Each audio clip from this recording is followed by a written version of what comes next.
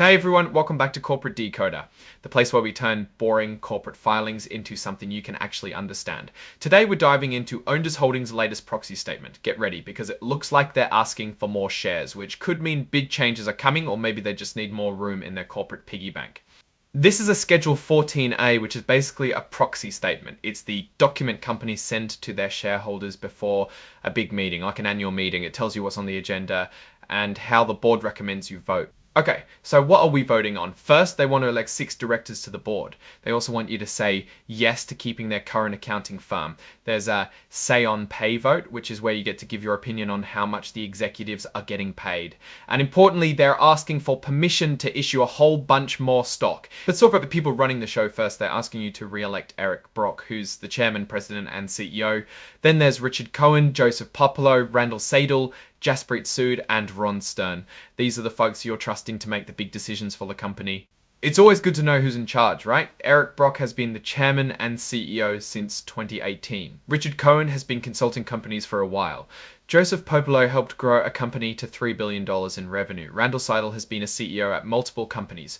Jaspreet Sood is a sales executive at Palo Alto Networks. Ron Stern has a background in growth equity and venture capital. The board says that Richard Cohen, Joseph Popolo, Randall Seidel, and Jaspreet Sood are independent. That means they don't have any close ties to the company that could cloud their judgment. Here is another committee responsible for setting the paychecks of companies' top dogs. It has 3 directors: Richard Cohen, Randall Seidel, and Jaspreet Sood. Randall Seidel is the chair.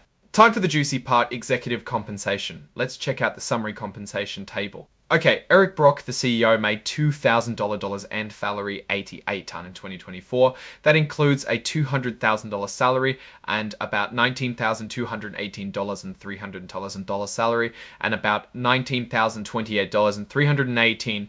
The previous chief financial officer, Yishai Kiralauru, made $320,873 T4. That included a salary, bonus, and some other compensation. In 2023, Kiralauru made $587,069. It looks like he got some benefits after leaving his position that boosted his overall payout. Neil Laird, the interim CFO, made $26,911, which included consulting fees. This tells us if there are any unexercised options that executives can get in the future and what their market value is. Nothing for Eric Brock. The interim CFO Neil Laird was granted a warrant to purchase 45,455 shares that vest in the future.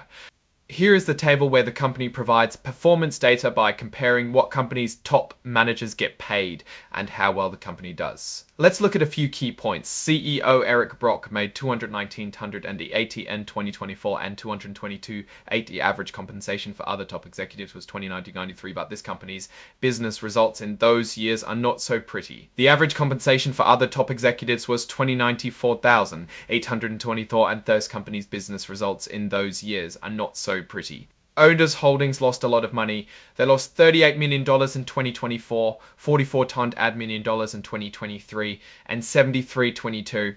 Now let's see who owns the most stock. Armistice Capital LLC owns 11.1% of the company. CEO Eric Brock owns 1.5%. Joseph Popolo, a director, owns 5.9%.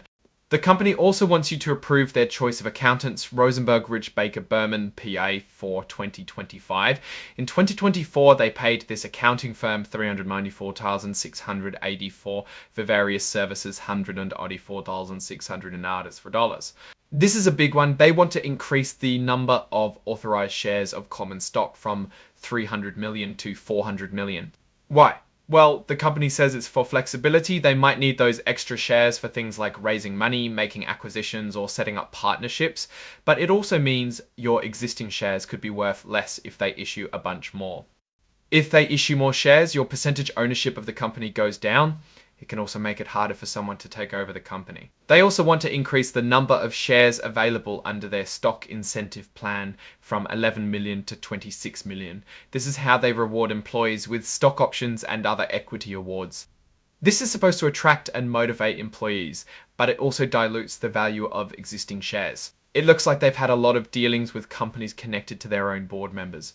For instance, there were multiple private placements and purchases of convertible notes where Joseph Popolo, a director, was connected to the other side of the deal through Charles and Potomac Capital. The amount of related party transactions is quite high at Ondas Holdings.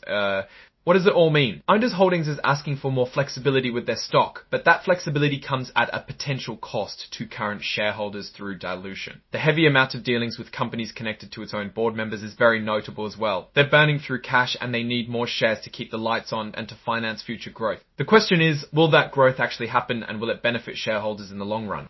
For now, Ondas Holdings is a company with a lot of potential, but also a lot of risk. It is a small company in a competitive sector, and the numbers don't paint a pretty picture so far. Thanks for watching. If you found this helpful, be sure to like, comment, and subscribe for more corporate decoder videos.